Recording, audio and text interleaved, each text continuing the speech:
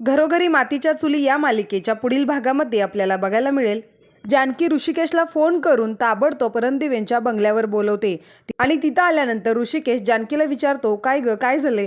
त्यावेळेला मग श्री व सौ स्पर्धेच्या कमिटीचा एक माणूस ऋषिकेशला म्हणतो, थांबा, मी सांगतो तुम्हाला काय झालंय ते.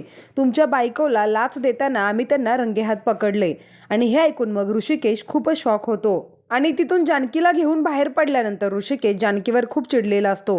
जानकी ऋषिकेशची समजूत घालत असते. जानकी ऋषिकेशला म्हणते, मला ऐश्वर्याने तिथं बोलवून फसवले. तेव्हा ऋषिकेश जानकीवरच खूप चिडतो आणि म्हणतो, तू सुद्धा मला फसवलेस. मी तुला सांगितलं होतं की या माणसाने एकत्र आणण्याचा प्रयत्न करू नकोस, पण तू माझं ऐकलं नाहीस.